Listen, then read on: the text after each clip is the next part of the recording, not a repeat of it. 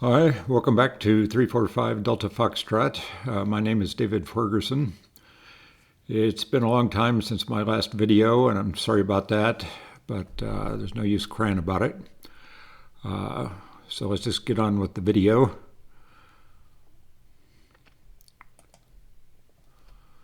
Okay, today's topic is Service Bulletin 00036, Rev 3. Rev 3 is the version that the last time I looked at it, I didn't check today to see if there's anything more up to date. There's a link there where all the service bulletins are located. And if you don't know about the service bulletins, the thing that you should really take away from this video is where they are and start looking at them. There's quite a large number of them, and you want to make sure that before you start building some piece of your plane, that you know any service bulletins related to that piece, and make sure you have all the updated information. They do revise the documents, the instructions as well, and you want to make sure that you're following the latest documentation. Okay, this service bulletin is, the subject is cracking in horizontal stabilizer rear spar at outboard elevator hinge brackets. And basically, the service bulletin affects all models. Everything that has a horizontal stabilizer, which is everything that Vans makes. I'm building an RV10, so I'm particularly interested in the RV10. But everything I'm going to talk about, or at least almost everything, pertains to any other model as well.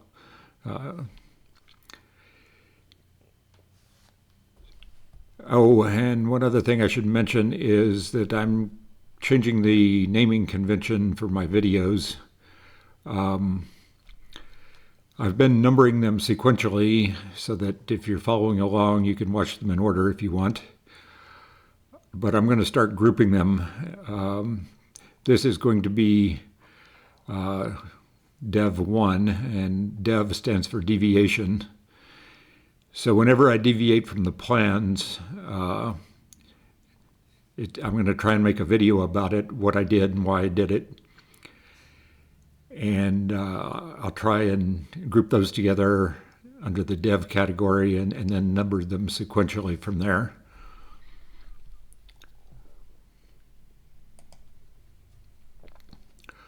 Okay, the whole purpose of this video is to talk about how I deviated from the plans and why I deviated from the plans. So I'm not trying to offer advice to anybody. You need to do your own research, make your own decisions. You're an adult, you're responsible for your build if you're building an airplane. And the stuff in this video is not in the instructions. It has not been reviewed by Vans Aircraft in any way, shape, or form. It is stuff I've done on my own, and I am not an A&P, I'm not an IA, I have no particular training in building aircraft. So this video is largely for my own documentation. For example, if I were to ever sell this plane, whoever buys it can watch these videos, and if they don't like the way I built it, they can just not buy it. So anyway, I'm going to try and document any time that I significantly deviate from the plans. Now, obviously, there's trivial deviations like you do step 5 before you do step 4, but you complete both steps. I wouldn't document that, but I'm going to try and document all significant deviations. What you should do is you should watch this video and review it with a critical eye. Stuff in it may not be correct. You can use what I do, and I hope it will inspire you to think about what you're doing and try and find better ways to do things. And if you do, you can either leave a comment on this video or you can make your own video about what you did and why you did it.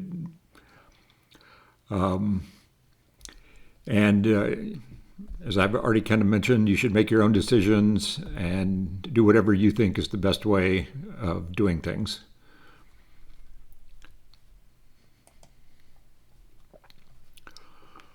Okay, what is the problem? Well, the problem is with these steel brackets on the outside edges. There's a center bracket, which is evidently not a problem, but then there's 2 brackets on either side. Well, 2 sets of 2 brackets. What's shown in this picture here is 1 set of 2 brackets, and there's 2 of those sets on each side. So these are steel pieces that are riveted. Each bracket, or half of a bracket, I guess you would say, has 4 rivets, and they're number 4 rivets. And the aft side is the side that you can easily see, but it's also the side that gets painted, and the cracks are not nearly as visible on the aft side. The picture below it is the forward side, and I believe that the cracks are originating on the forward side, and if they get bad enough, then eventually you can see them on the aft side as well, which is kind of unfortunate because it makes it difficult to get in and inspect them and find them early. And clearly, these cracks are originating at the rivets.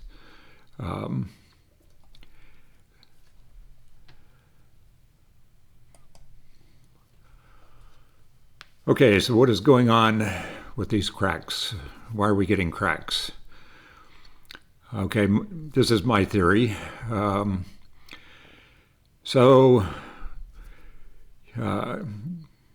move the controls and the elevator goes up.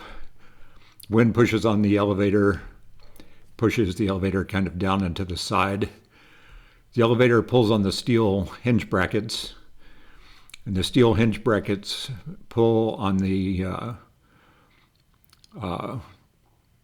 2 of the 4 rivets. And then the elevator goes up. Same thing happens. The wind pushes on the elevator. The elevator pulls on the steel hinge, and the steel hinge pulls on the other 2 of the 4 rivets. So then the cycle repeats as the elevator goes up and down over and over again. So it's basically like you're prying the steel bracket off. I mean, if you were to take a screwdriver and try and pry it off, you would be doing the same thing. You would stick the screwdriver on it and pry from one side, then you'd stick it on the other side and pry from that side, and go back to the first side and pry again until eventually you pried the whole thing off. And so I don't think there's any cases of the bracket actually coming off, but clearly the aluminum around the rivets starts to crack at some point. And as I already mentioned, the cracks appear to start on the forward side, and eventually you can see them also on the aft side.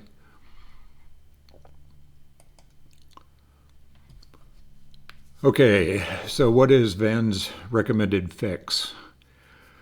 There's all models are affected, and there's different fixes in the service bulletin for different model numbers. I'm going to talk primarily about the RV10 since that's what I'm building, and you can kind of decide for yourself if this applies to your model, and I think it will.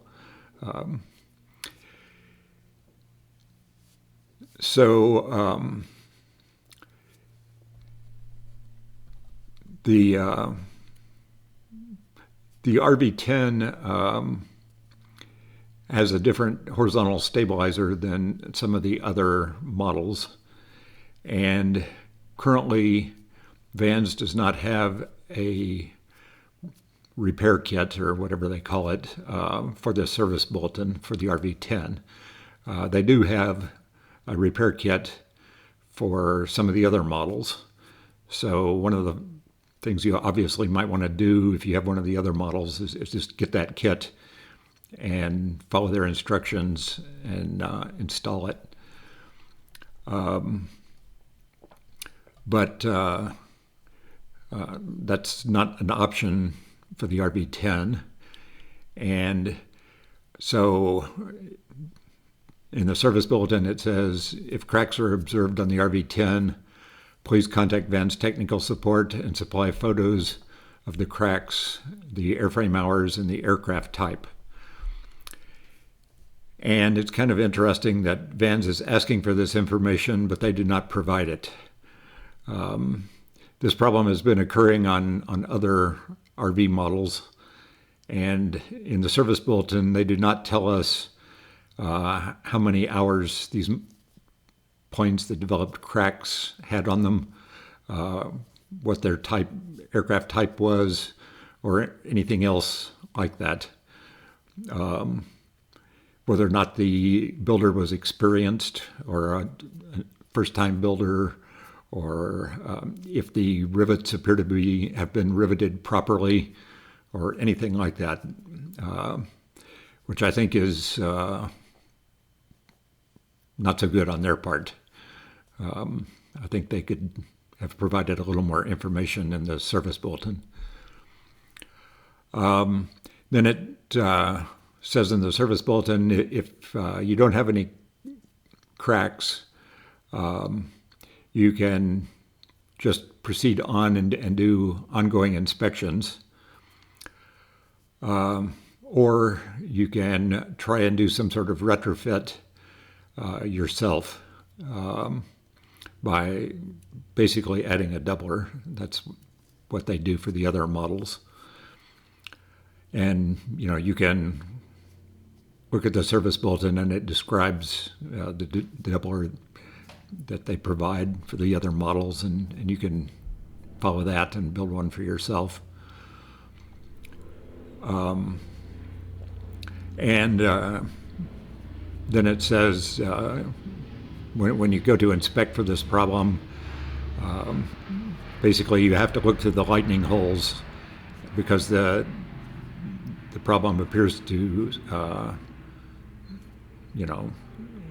start on the back side of the spar.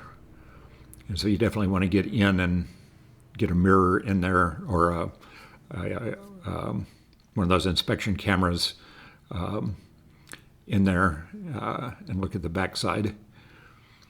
And then step 55 is make a logbook entry indicating what you did, and basically record it, document whatever you did. So that's their recommendation.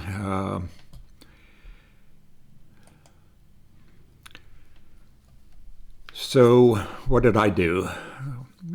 Well, I kind of followed their recommendation. I built a doubler plate for each of the brackets. And the doubler plate is shown in the pictures here in a darker gray color. I used a different kind of primer on it. And the doubler plate is 1/16 inch thick aluminum, and I got it from Vans, and it's 2024 T3 aluminum. And I added extra rivets to hold the doubler plate on, as you can see in the pictures. And I also added 2 bolts in each of the steel brackets, or each side of the bracket, so that in the picture you can see all 4 bolts there.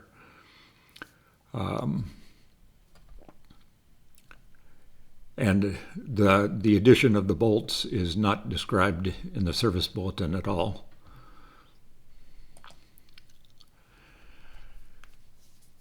And in my opinion, the bolts are the key to fixing this problem, or minimizing this problem. I'm not sure how effective the doubler plate is. I don't think it does any harm, but I think that the bolts are the key to the problem. And one reason is that bolts are made out of steel and rivets are made out of aluminum. So the default way of building the horizontal stabilizer is these brackets only have 4 rivets apiece, which is not all that many. That they could have added some additional rivets. But that's not mentioned in the service bulletin. And so clearly steel is just massively stronger than aluminum. So you're getting a big benefit just from that. And then also the steel bolts have a much bigger diameter than an aluminum rivet. The bolts that I used were 1/4-inch bolts. And the rivets are number 4 rivets, so they're 1/8 inch in diameter. So the diameter of the bolt compared to the rivet is 2x larger, and that means that the area is 4x larger. Now, that's basically what you would use for shear strength, but if you want to look at the tensile strength, you kind of want to look at the clamping area. And for a rivet, it's clamped on each side, on one side by the shop head and the other side by the factory head. And the head of those rivets is about 1.5 times the diameter. And so that would be 3/16 of an inch. And for the bolts, on the bracket side, the whole bracket is steel, so it's acting as a gigantic washer. But on the other side, the nut side, or the back side, there's a nylock nut and a 3/4-inch washer. So 3/4 of an inch is 12/16 of an inch. So the diameter of the clamping area, or clamping surface, is 12/3, or 4 times bigger. And the area of the clamping surface is 4 squared, twice the diameter squared. So it's 16 times greater clamping area. So in my opinion, 1 bolt is worth at least 10 rivets. And I think you could make a good case that 1 bolt is probably worth 20 rivets. But conservatively speaking, and 10 is a nice round number, so let's just call 1 bolt equivalent to 10 rivets. And another advantage of bolts, you can put in 2 bolts pretty easily, but it would be very hard to put in 20 or 30 rivets. You just don't have enough, you can't space them apart and get that many in there.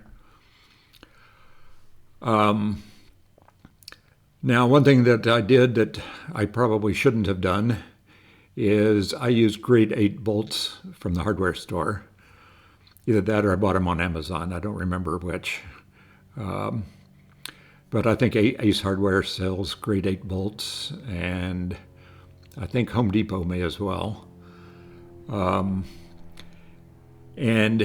if you do what I did and really deviate and,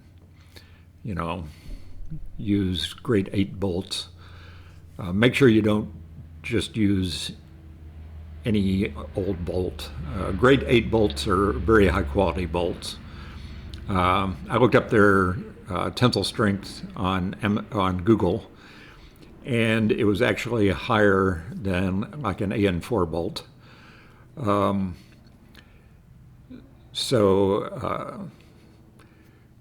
The other grades that's fairly common is a grade 5. I recommend you don't use that. And then there's the ungraded bolts, which are very common and very cheap. And I certainly recommend that you don't use any of those.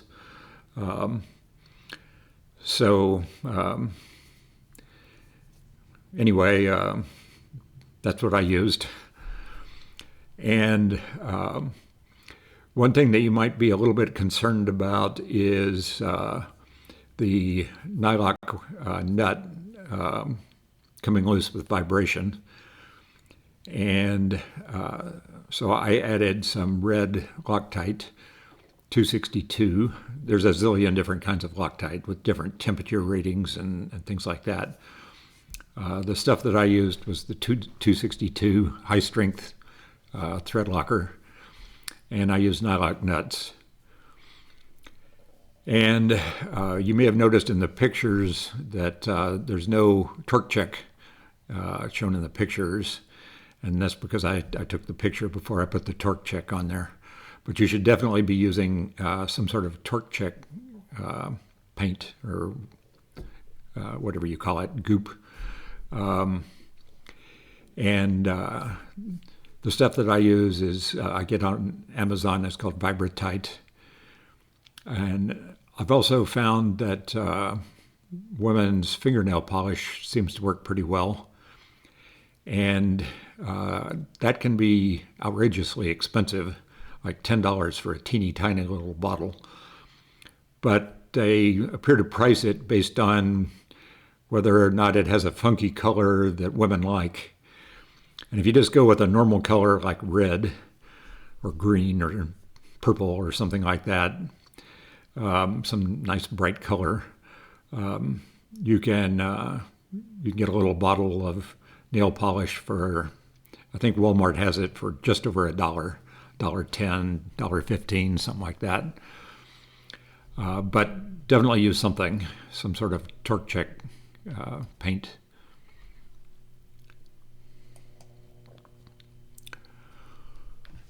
Okay, doctors have a saying, do no harm. And if you're going to deviate from the plans, that's one thing that you absolutely, definitely want to do is no harm. And I do not see how what I did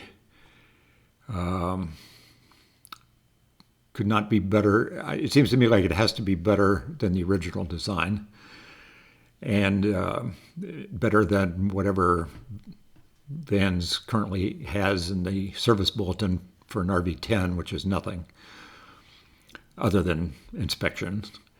Now, as I mentioned, one possible concern is that vibration will cause the bolts to loosen, and I described why I used the red thread locker to help prevent that problem. But in addition to the 4 sets of brackets that are of concern and that are mentioned in the service bulletin, there's a 5th set of brackets, which is right in the center. And that's the picture shown below.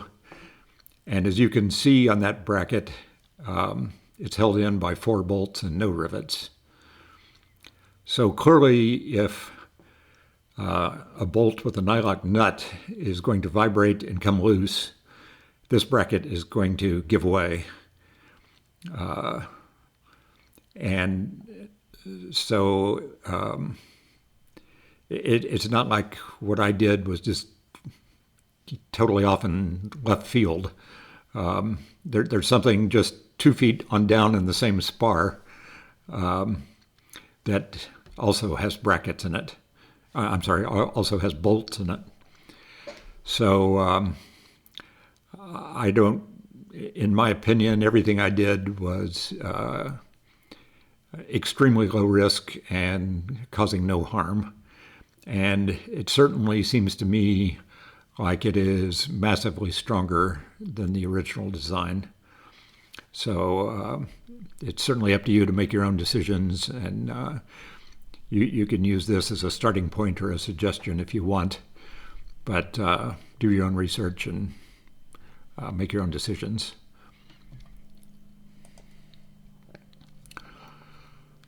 Okay, when I got done, that's when I decided that it seemed like everything that I had just done, what was really helping was the bolts. And I wasn't really sure that the doubler plate was doing anything. So if I had it to do over again, I would be very tempted to maybe leave off the doubler plate, since it's a mild to medium pain in the neck to build. It takes a little time, and you have to order some aluminum for vans to build it, and that takes like 3 weeks to get that. So I would be tempted to just use the bolts. And also, if you have already built your horizontal stabilizer, it might be possible to just drill a hole through those steel brackets. You can easily insert the bolts. The question is can you get a nylock nut, a washer and a nylock nut on the other side?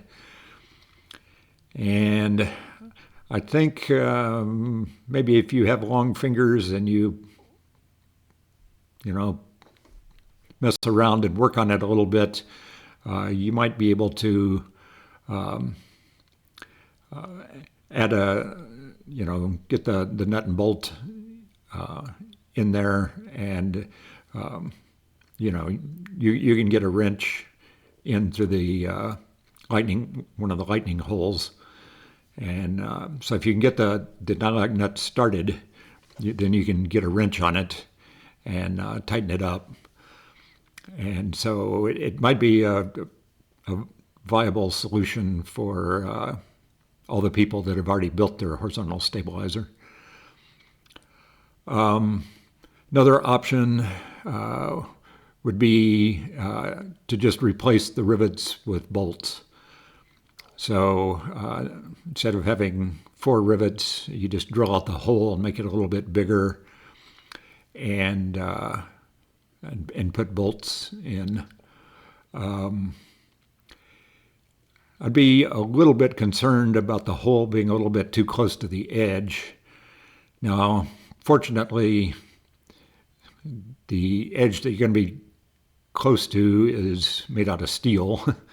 It's the edge of the steel bracket, and steel is pretty strong, so you can probably get, well, anyway, you probably want to look at it and make sure you're at least 1/8 of an inch or so from the edge of the bracket after you drill your hole. And if you're going to do that, you might want to use a little bit smaller bolts. Use AN3 bolts instead of AN4 bolts. So you're not drilling your hole quite as close to the edge of the bracket. So anyway, those are just some possible suggestions, some things that you might want to think about. Okay, that's pretty much it for this video. I want to reiterate that you got to do your own research, make your own decisions. If you're unsure about things, call up Van's technical support and talk to them and get their opinion on what to do and how to do it. And then, as always, if you like videos like this, please consider subscribing, give it a thumbs up, and or leaving a comment. That will encourage the YouTube algorithm to recommend this to other people. And it will also give me some motivation. One of the reasons I haven't made any videos for a while is I don't have all that many subscribers. And so I don't have a whole lot of motivation to make these videos or to spend a lot of time making these videos. So if you like this kind of stuff, please try and indicate it somehow so that it'll give me some motivation to make some more videos.